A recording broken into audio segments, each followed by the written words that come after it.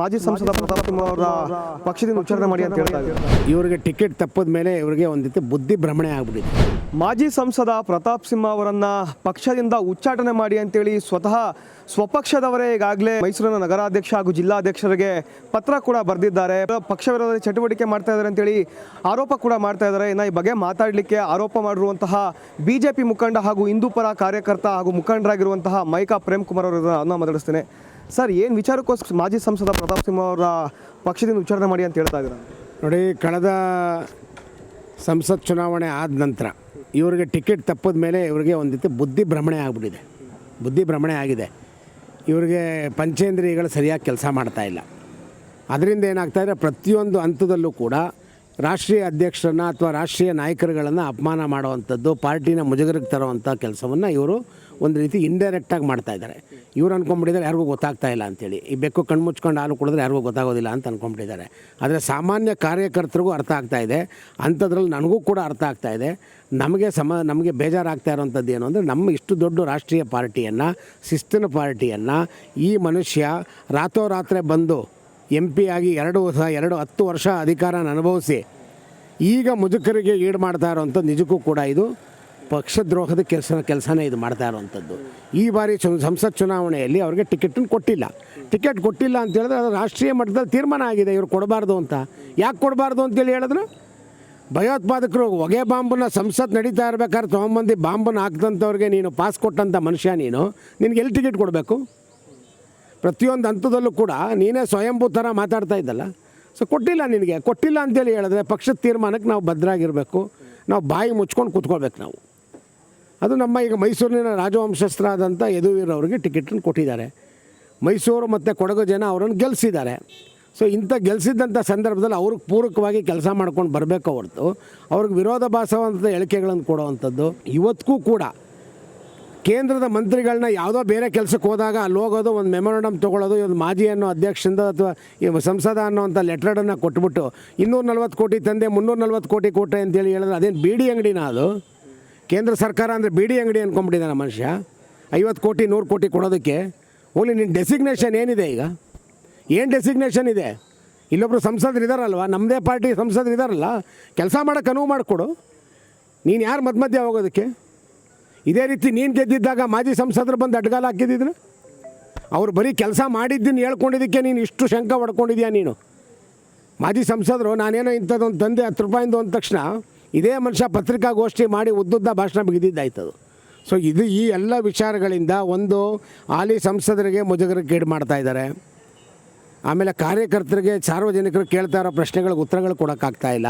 ಪಕ್ಷವನ್ನು ಮುಜುಗರಕ್ಕೀಡು ಮಾಡ್ತಾ ಇದ್ದಾರೆ. ಸೊ ಇಂಥ ಎಲ್ಲ ಬೆಳವಣಿಗೆಗಳನ್ನು ನೋಡಿಕೊಂಡು ನಾವು ಇವತ್ತು ನೊಂದು ನಮ್ಮ ನಗರಾಧ್ಯಕ್ಷರು, ಜಿಲ್ಲಾಧ್ಯಕ್ಷರ ಗಮನಕ್ಕೆ ತೊಗೊಂಬರ್ತಾ ಇದ್ದೀವಿ. ಈ ಕೂಡಲೇ ಒಂದು ಪಕ್ಷದ ಚಟುವಟಿಕೆಯಿಂದ ಅವರು ದೂರ ಇಡಿ, ಇಲ್ಲ ಉಚ್ಚಾಟನೆ ಮಾಡಿ. ಅದಕ್ಕೆ ಪ್ರಿನ್ಸಸ್ ರಸ್ತೆ ವಿಚಾರವಾಗೂ ಸಾಕಷ್ಟು ಒಂದು ಗೊಂದಲದ ಹೇಳಿಕೆಗಳನ್ನು ಕೂಡ ಕೊಟ್ಟಿರೋ ಸರ್, ಅದರಿಂದ ಏನಾದ್ರು ಮುಜುಗರಕ್ಕೀಡಾಯ್ತಾ ಪಾರ್ಟಿ ಅಂತ?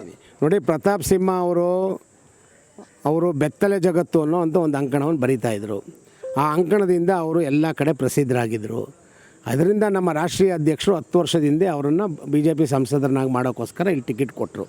ಅಂದರೆ ಇವರು ಎಲ್ಲರ ಬಗ್ಗೆ ಲೇಖನಗಳನ್ನು ಬರೀತಿದ್ರು, ಎಲ್ಲ ವಿಚಾರಗಳ ಬಗ್ಗೆ ಬರಿತಾಯಿದ್ರು.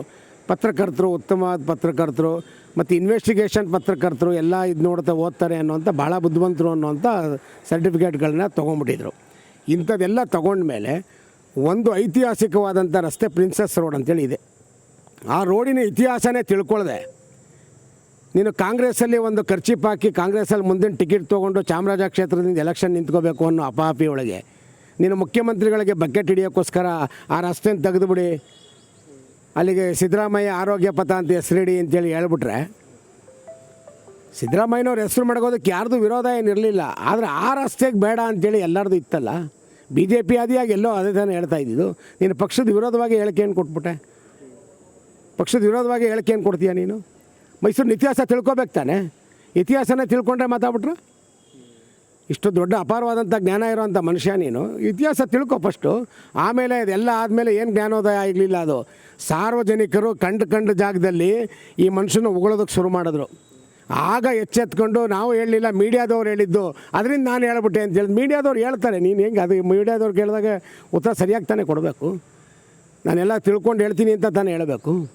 ಅದನ್ನು ಬಿಟ್ಬಿಟ್ಟು ಈ ರೀತಿ ಹೇಳ್ಕೊಂಡು ಕೊಟ್ಬಿಟ್ರೆ ನೀನು ಅಲ್ಲೂ ಮುದುಗರಿಗೆ ತಾನೇ ಪಾರ್ಟಿ ನೀಡು ಮಾಡಿದ್ದು ನೀನು ಅದರಲ್ಲಿ. ಹಾಗಾದರೆ ಅವರು 10 ವರ್ಷಗಳ ಸಂಸದರಾಗಿದ್ದಂತಹ ಸಂದರ್ಭದಲ್ಲಿ ಯಾವುದೇ ರೀತಿಯಾದಂಥ ಕೆಲಸ ಮಾಡಿಲ್ಲ ಅಂತ ಹೇಳ್ತಾ ಇದ್ದಾರೆ ಸರ್. ನೋಡಿ, ನಾನು ಕೆಲಸ ಕಾರ್ಯ ಮಾಡಿಲ್ಲ ಅಂಥೇಳಿ ಹೇಳ್ತಾ ಇಲ್ಲ. ನಾನು ನನ್ನ ಅವಧಿ ಇತ್ತು, ನನ್ನ ಅವಧಿ ಮುಗೀತೀಗ. ಅಂದರೆ ಇವರ ಸಂಸದರ ಅವಧಿ ಮುಗಿದ ಮೇಲೆ ನೀವು ಮಾಡಬೇಕಾಗಿರೋ ಕೆಲಸ ಏನು? ಪಕ್ಷ ಯಾವ ಕೆಲಸನ ಕೊಡ್ತದೆ ಆ ಕೆಲಸ ಮಾಡಬೇಕು. ನಿಮಗೆ ಪಕ್ಷ ಯಾವ ಕೆಲಸನೂ ಕೊಟ್ಟಿಲ್ಲ. ಯಾಕೆ ಕೊಟ್ಟಿಲ್ಲ ಅಂತ ಹೇಳಿದ್ರೆ ನಿಮ್ಮನ್ನ ಪಕ್ಷದಿಂದ ದೂರ ಇಟ್ಟಿದ್ದಾರೆ. ಉದಾಹರಣೆಗೆ ರಾಮನಗರ ಚುನಾವಣೆ ಒಳಗೆ ಇವ್ರನ್ನ ಸ್ಟಾರ್ ಕ್ಯಾಂಪೇನರ್ಗಳಿಂದ ಹೆಸರುಗಳಿಂದ ತೆಗೆದಿದ್ದಾರೆ. ಅದೇನೂ ಇಲ್ಲ, ನೀನು ಸೀದಾ ಸೋಮಣ್ಣವ್ರ ಜೊತೆಲಿ ಹತ್ತು ಕೂತ್ಕೊಂಡ್ಬಿಟ್ಟು ವ್ಯಾನ್ನಲ್ಲಿ ಹೋಗ್ಬಿಟ್ಟು ಅಲ್ಲಿ ಒಂದು ಕೋಮಿನ ವಿರುದ್ಧ ನೀನು ಸ್ಟೇಟ್ಮೆಂಟನ್ನು ಕೊಟ್ಬಿಟ್ಟು ನೀನು ಅಲ್ಲಿ ಆ ಕೋಮ್ ಪೂರ್ತಿ ಒಟ್ಟಾಯಿತು. ನಮ್ಮ ಯಾವ ಅಭ್ಯರ್ಥಿ JDS ಅಭ್ಯರ್ಥಿ ಸೋತ್ರವರು. ಇಲ್ಲಿ ವಕಫ್ ಬೋರ್ಡ್ದು ಹೋರಾಟ ನಡೀತಾ ಇದೆ. ಅಲ್ಲಿ ವಿಜೇಂದ್ರ ಅವರು ಮತ್ತು ನಮ್ಮ ಇನ್ನೊಬ್ಬರು ಯತ್ನಾಳ್ ಅವ್ರ ವಿರುದ್ಧ ಸ್ವಲ್ಪ ಸಣ್ಣ ಒಂದು ವೈಮನಸ್ಸಿದೆ. ಅದು ಯಾವತ್ತೋ ಒಂದು ದಿವಸ ಸರಿ ಹೋಗುತ್ತೆ. ಅಲ್ಲೋಗಿ ಅಲ್ಲಿಗೆ ಬೆಂಬಲ ಸೂಚಿಸ್ತೀಯ ನೀನು. ಇಲ್ಲಿ ಬರ್ತೀಯ, ಯಾಕೆ ಇಬ್ಬಂದಿ ನೀತಿ ಯಾಕೆ ಇದು? ಹೇಳಿದ್ರಿ ಕಾಂಗ್ರೆಸ್ಗೆ ಹೋಗೋಕ್ಕೆ ಅಂದರೆ ಸಿದ್ದರಾಮಯ್ಯ ಅವ್ರಿಗೆ ಈ ರೀತಿ ಮಾಡ್ತಾ ಇದ್ದಾರೆ ಅಂತ. ಕಾಂಗ್ರೆಸ್ಗೆ ಹೋಗ್ತಾರೆ ಅಂತ ಅನಿಸ್ತಾ ಇದೆ ನಿಮಗೆ? 100ಕ್ಕೆ 200 ಭಾಗ ಇವ್ರು ಕಾಂಗ್ರೆಸ್ಗೆ ಹೋಗ್ತಾರೆ. 100ಕ್ಕೆ 200 ಭಾಗ ಕಾಂಗ್ರೆಸ್ಗೆ ಹೋಗ್ತಾರೆ. 100% ಹೋಗ್ತಾರೆ. ಓಕೆ ಸರ್, ನಾನು ಹೇಳ್ತೀನಿ. Thank you. ಸೊ ಇಷ್ಟು BJP ಮುಖಂಡ ಹಾಗೂ ಹಿಂದೂ ಪರ ಅಧ್ಯಕ್ಷರಾಗಿರುವಂತಹ ಮೈಕಾ ಪ್ರೇಮ್ ಕುಮಾರ್ ಅವರ ಮಾತಾಗಿರುವಂಥದ್ದು. ಕ್ಯಾಮ್ರಾ ಪರ್ಸನ್ ಸತೀಶ್ ಜೊತೆ ಚಂದನ್ ಬಲರಾಮ್, ಇಂಡಿಯನ್ TV, ಮೈಸೂರು.